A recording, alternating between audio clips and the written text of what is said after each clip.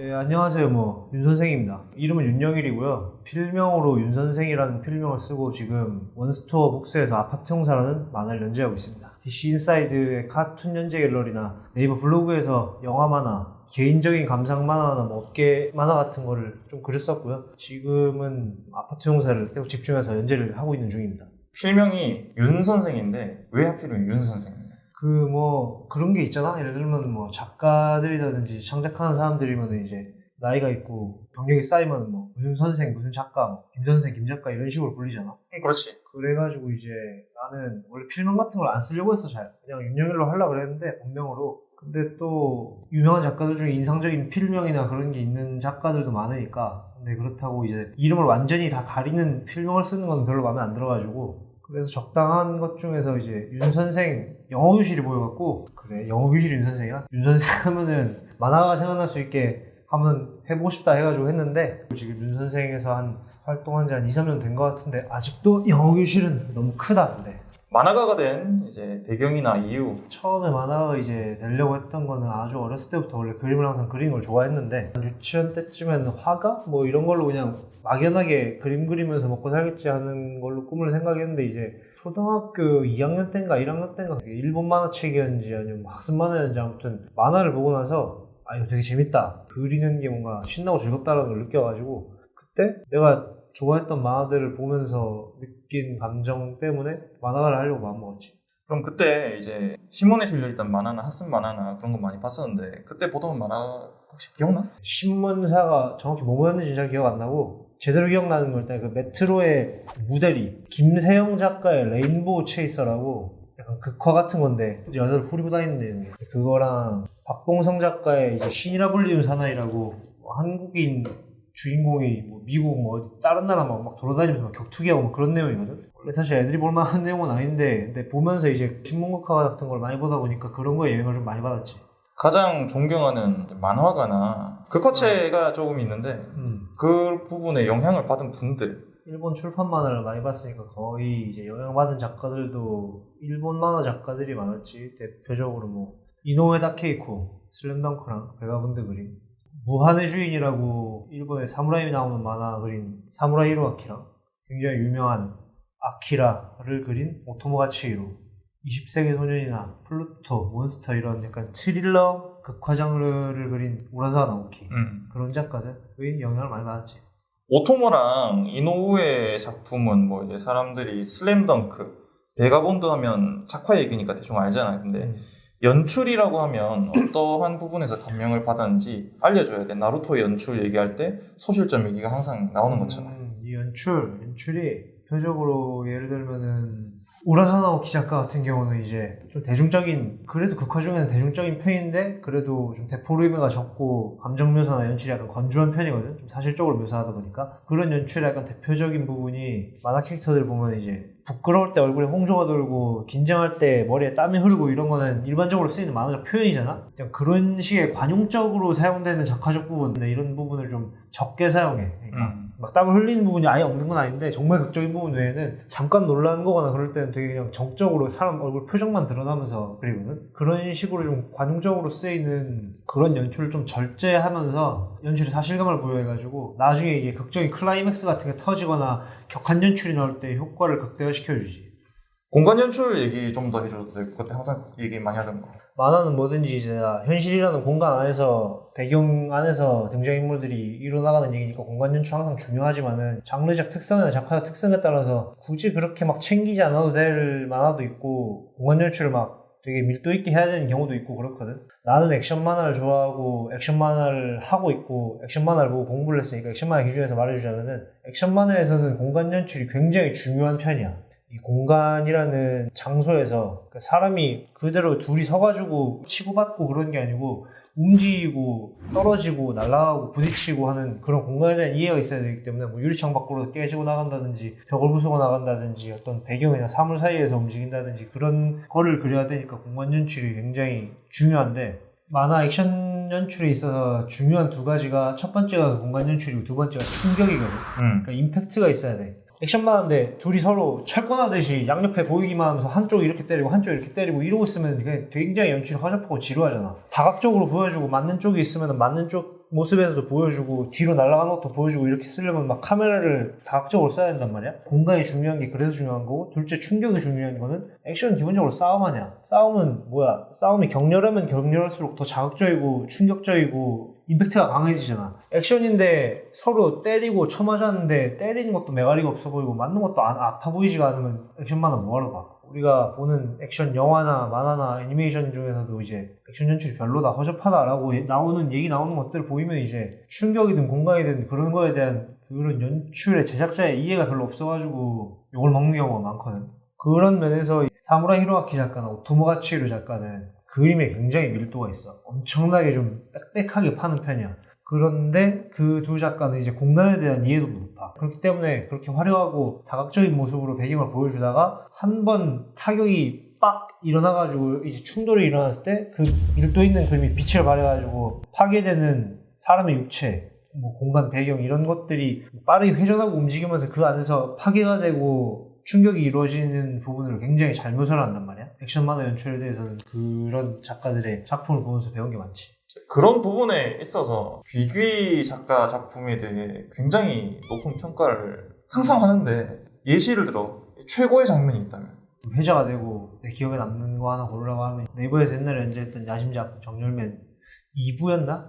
거의 끝부분에 이제 최종 보스인 최모하고 싸우는 부분에서 허세만의 아버지는 허황이 나와가지고 낚시 신공을 펼치는 장면이 나오거든. 그게 낚시 신공이 이제 두 번째 펼치는 장면인데, 가장 강한 악역인 최모를 가장 유약한 무고인 낚시 신공이 제압하는 장면이, 예를 들어 보통 만화 같은 경우는 이제 제일 약한 사람이 제일 강한 사람을 어떻게 제압하려면은 굉장히 머리를 써가지고 공들을 만들지 않는 이상 데우스 엑스 마키나를 넣거나 그렇게 될 경우가 많은데, 그 허황의 낚시 신공을 사용한 장면은 굉장히 자연스러우면서 이 정열맨 내내 얘기하던 무공이나 애들의 잠재력 이런 부분에 있어서 전혀 거슬리지 않으면서, 그러면서도 굉장히 개그적으로, 그리고 또 그 개그가 굉장히 자연스럽고 물 흐르듯이 고급스럽게 자연스럽게 진행되면서 그게 메시지나 전개까지도 이제 깔끔하게 부여를 하고, 그러면서도 허황과 최무홍의 대결이 지지부진하거나 지척거리거나 뜬금없이 않게 깔끔하게 끝나는 그런 부분이 인상 깊게 남아가지고, 내가 귀기 작가 작품 중에 제일 기억하는 부분이 있냐고 하면 그 부분이지.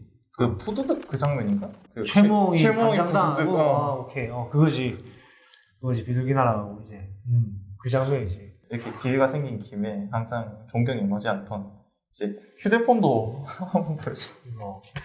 이 휴대폰도 이렇게 케이스를 쓰고 있는데 14,800원인가 16,000원인가 이거 좀 오래전에 산 건데 이제 정식 라이센스 제품이거든. 정품이라고 합니다. 기회가 난 김에 이제 귀기 작가에게 보내는 영상 편지 하나. 작가님 만화 잘 보고 있습니다. 예. 살아계시죠? 제가 오랫동안 되게 작가님 작품을 봤는데, 한 중학교 때인가 고등학교 때인가 그때 처음 이제 드라곤볼, 롯데에서 드라곤볼 보고 지금 한 10년 넘게 작가님 작품을 보고 있는데, 작가님은 대화를 나눠본 적도 없고 개인적인 얘기 같은 거를 잘 하시는 분이 아니니까 요즘 어떤 생각으로 창작을 하시는지, 또 창작을 오래 해오시면서 어떤 생각이 들었는지는 모르지만, 지금까지 작가님이 연재하면서 가졌던 신념이랑 자기 창작물에서 그 신념을 드러내는 부분을 굉장히 감명 깊게 생각하고 있었기 때문에, 앞으로도 작가님이 어떤 작품을 하시든 항상 응원을 하고 계속 볼 거라고 생각합니다. 네, 힘내십시오. 본인 대표작 겸 이제 데뷔작이니까 아파트 용사 얘기 바로 한번 해보는 걸로. 소재는 어디서 이제 챙겨온 거야? 이거 부상을 대학 다닐 때 학기 말쯤에 생각을 한 거거든. 그러니까 내가 생각한 건 아니고, 그 당시 이제 에이전시랑 이제 졸업이 얼마 안 남았으니까 졸업하고 무슨 만화로 뭐 데뷔를 할까, 무슨 작품을 구상할까, 이런 그런 가벼운 얘기를 하다가 뭐 이세계물 얘기가 몇 번 나오면서 아파트나 뭐 집이 한 채 뭐 통째로 떨어져가지고 거기 살던 사람들이 다 같이 이 세계로 전생하는 건 어떠냐라는 그냥 아이디어 그냥 거기 쪽에서 툭 나와가지고, 그런가? 재밌으려나 하고 그냥 생각을 해보다가 칼을 이것저것 붙여가지고 만들어낸 게 아파트 용사의 기본 틀이 됐지. 주인공 한 명만 트럭에 치여가지고 이 세계로 평하고 날아가는 게 아니라 그렇게 아파트 하나가 통째로 이제 전이를 하는 거니까, 그런 뭔가 건물 하나가 통째로 옮겨지는 거를 생각을 해보면 무카무카 생각도 난단 말이지. 뭐 생각이 난다고? 아니 그 무카무카 몰라? 무카무카? 응. 원제가 무카무카 파라다이스라고 해가지고 우리 어릴 때 투니버스에서 연재했던 걸로 기억하는데, 일본 만화인데 상점가가 이제 공룡 세계로 이제 전이를 하는 그런 작품이 하나 있어. 어릴 때 투니버스 구한말 만화야? 혹시 이게 이렇게 틀딱이 되는 건가?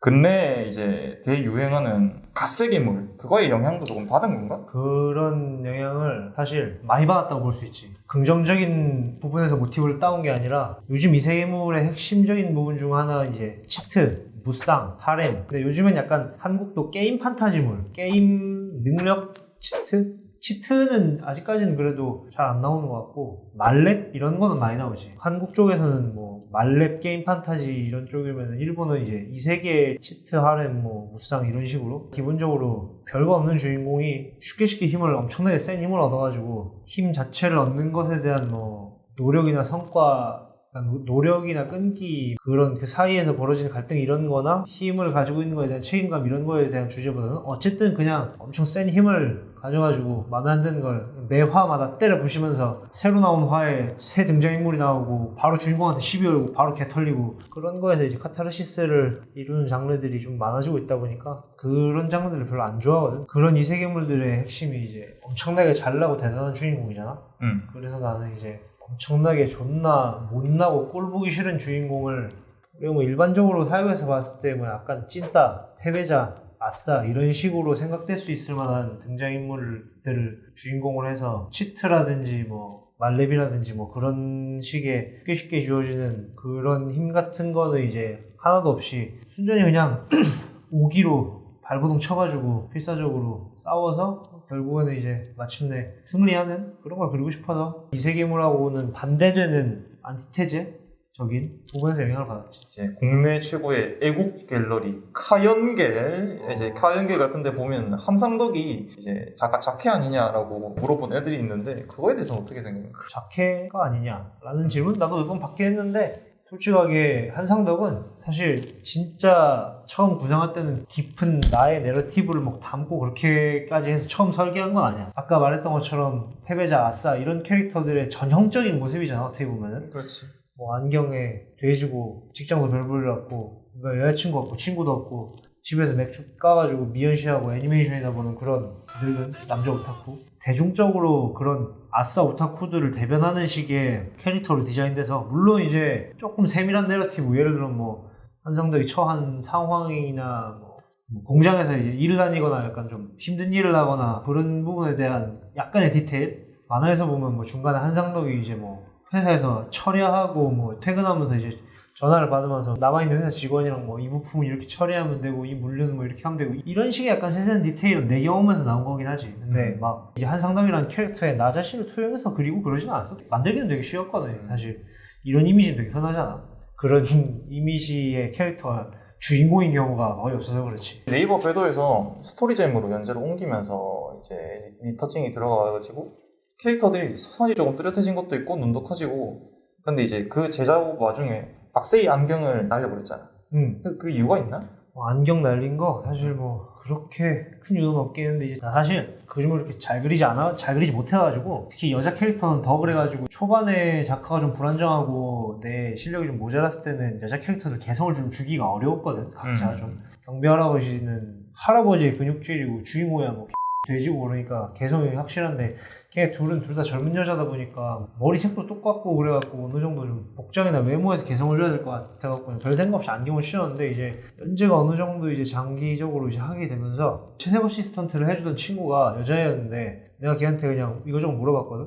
여자 캐릭터들 같은 거 디자인 같은 경우 뭐 더 이쁘게 만들거나 좋게 만들려면 무슨 디자인을 뭐 추가하고 빼는 게 좋을까? 이런 얘기를 했었는데 그때 여자는 안경을 벗은 게 더 이쁘지 라고 걔가 그렇게 얘기를 해가지고 별 생각 없이 그건 뭐 걔 개인 취향이었는지 모르겠지만 근데 현실에서는 어떻게 보면 그런 편이잖아? 근데 뭐 만화 캐릭터에서 안경 캐릭터라는 거에 속성은 난 사실 그렇게까지 막 관심이 없어갖고 빼버리면서 그냥 뭐 캐릭터 외모가 괜찮아졌나? 이러면서 연재하고 있는데 뺀 거를 아쉬워하는 독자들이 있더라고 생각보다. 안경모의 속성을 되게 좋아하는 사람들도 많이 있으니까 기본적으로 그림을 이제 극화체로 그리는데 블로그에서 연재를 하는 그런 영화 만화처럼 SD 캐릭터도 되게 많이 쓰는데 SD 캐릭터를 중심으로 한 일상물이나 이런 걸 그릴 생각은 아예 없나? 지금 블로그나 인스타 같은 SNS에도 그냥 가끔씩 이제 내 연재하면서 짬내가지고 조금씩 내가 작업하면서 생각이나 이제 주위에 있었던 일들을 지금도 그리고 있긴 한데 근데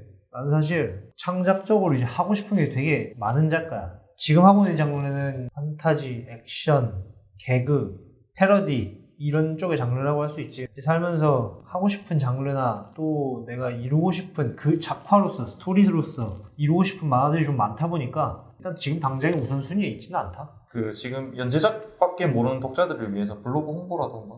나는 SNS를 이제 내가 만든 작품을 홍보하기 위해서 SNS를 하는 거라서 사실 뭐 블로그는 안 봐도 돼. 내 개인 잡담 썰이나 개인 일러스트 같은 것만 있기 때문에 심심하면 뭐 인스타 같은 데서 한번 그림이라도 보시든지. 작품에서 커뮤니티 밈 등을 되게 주도적으로 사용을 하는 이유에 대해서. 패러디나 밈 이런 것들 이제 사실 정식 연재물에서는 잘 채용을 안 하지. 사회적으로든 진짜 뭐 호불호적인 면으로든 뭐 논란이 생길 수도 있고 호불호가 생길 수도 있고, 그리고 가장 무엇보다 작품적으로는 이제 시간이 지나면 그 밈의 재미가 퇴색돼가지고 작품이 별로처럼 보이는 경우가 사실 종종 있으니까 잘 안 쓰는 편이긴 하지. 근데 나 같은 경우는 보통 어차피 정말 잘 만든 만화들도 시간이 지나면은, 물론 정말 걸작이고 마스터피스인 작품들도 있지만은 많은 만화들이 사실 시간이 지나고 보는 사람들의 독자들의 시선이 바뀌고 그러면은 퇴색되고 최근에 나온 것보다 조금씩 떨어지는 건 다 똑같아.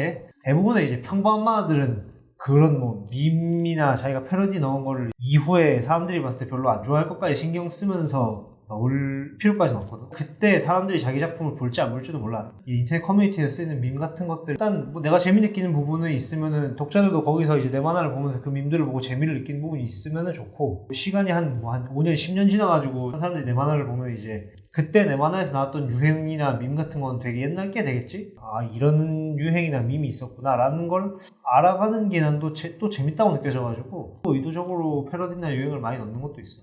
자, 그러면 그 중에서 가장 좋아하는 밈에 대해서. 만화나 영화를 좋아하다 보니까 꼭 인터넷 유행어 같은 것만 아니더라도 이제 다른 만화나 다른 영화나 뭐 게임 패러디 같은 것도 많이 넣기도 하거든. 나는 은근히 좀 되게 옛날 고전적인 작품들, 좀 그런 걸 패러디하는 걸 좋아하는 게 있어. 보통 독자들은 이제 그러면은 되게 오래된 작품들이라서 잘 못 알아보는 경우가 많은데, 그 중에서도 가끔 한두 명씩 되게 예리하게 그걸 캐치해가는 독자들이 가끔씩 있단 말이야. 그러니까 그런 부분이 있으면 되게 보람이 있어가지고, 그런 예시 중에 하나가 이제 아파트 용사에서 그 이야기 중간에 어떤 조연 캐릭터가 칼을 맞는 장면이 있거든. 가슴에 칼을 맞고 이제 쓰러지는 장면이 있는데, 그 다음에 이제 뜬금없이 수화기 붙잡고 누구 이름을 얘기하는 그런 장면이 보여. 중국 가사 이렇게 있고. 영웅본색 2에서 이제 장국영이가 총에 맞아가지고 죽어가면서 공중전화에서 자기 아내가 딸을 낳았는데 거기서 딸 이름을 이제 지어주면서 죽는 장면이 나오거든. 그 위에 중국어로 가서 나오는 게 이제 분향미래일자라고 영웅본색 2에서 장국영이 부른 메인 테마송이고, 그 장면의 패러디인데 사실 영웅본색 자체를 내 만화 보는 연령대 독자들이 거의 알기도 어려울 뿐더러 그 세세한 장면 안에서의 패러디는 알아보기가 힘들지. 근데 알아보는 사람이 있더라고. 그 사람도 어지간히 영화 덕후거나 아니면 연세를 좀 드셨거나 그렇겠지. 아무튼 그런 데서 이제 알아본 독자들이 있으면 기쁘지. 밈이나 패러디 이야기를 하면은 아무래도 이제 루리웹이나 카연길 얘기를 안 할 수가 없는데, 한번 얘기를 해보는 걸로. 지금 활동을 안 하는 건 아니야. 이제 사람들이 이제 내가 아파트 공사에 런지하고 있으니까 완전히 뭐 갤지를 끊었다, 커뮤니티를 끊었다라고 하는데, 끄는 게 아니고 일단 기본적으로 일단 정상적인 사람이면은 직장을 다니고 자기 본업이 있으면은 커뮤니티는 하기가 힘들어지는 게 정상이거든. 모든 커뮤니티를 하는 사람들이 다 맨날 방구석에 처박혀가지고 갤질만 하는 게 아니야. 바빠가지고 그냥 잘 안 들어가는 것 뿐인데, 아무튼 커뮤니티의 특성상 현실에서 보는 사람들도 아니고 정확한 정보들이 있는 것도 아니고 그래가지고 자기들끼리 뭐 내피셜 떠들고 지들끼리 뭐 얘기해가지고 결론 짓고 뭐 그런 것도 많은데, 현실에 있는 사람들이라고 그런 문제가 안 일어나는 것도 아니고, 기본적으로 일단 대중예술은 보는 독자, 소비자, 그런 사람들이 최대한 많이 보고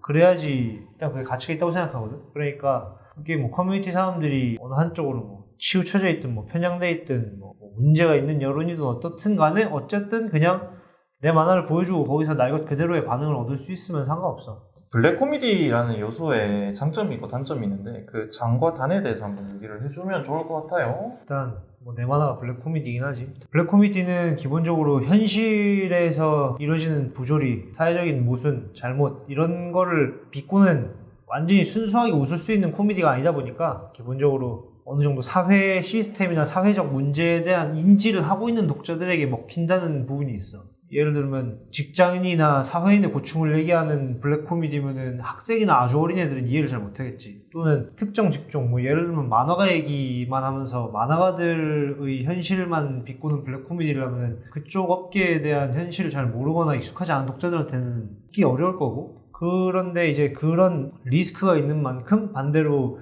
그런 사회에서 현실을 살아가면서 이제 직접 공감할 수 있는 위치에 있는 독자들이 있으면 그 부분에 대해서는 굉장히 효과적으로 다가오는 장점이 있지. 그런 코미디가. 말했다시피 장점과 단점은 둘 다 비슷하게 단점이 아는 사람만 알아먹을 수 있다? 또는 뭐 사회적 현상에 관심이 있는 사람만 알아먹을 수 있다? 이런 게 단점이라면 장점으로는 그와 반대로 그걸 알아먹을 수 있고 그러한 사회적 현상에 관심이 있는 사람이라면 굉장히 즐겁게 볼 수 있다 라는 거지. 그 요소를 이렇게 항상 즐겁게 봐주면서 배도 때부터 캐러밴 따라다니면서 응원해주는 독자들에게 한마디. 봐줘서 고맙고 뭐 앞으로도 계속 봐줬으면 좋겠는데 뭐 솔직히 만화가 재미없으면 억지로 보라고 할 수는 없겠지. 만화가 재밌어야지 보라고 하는 거지 뭐 작가라고 뭐 무조건 뭐 전관 결제해 뭐 이딴 식으로 할 수도 없고. 이렇게 혀가 길어 짧게 감사합니다 하라고. 짧게? 앞으로 또 봅시다. 뭐 어떻게 심하게 칠 테니까 네, 뭐 잘 따라주시고 수고하죠.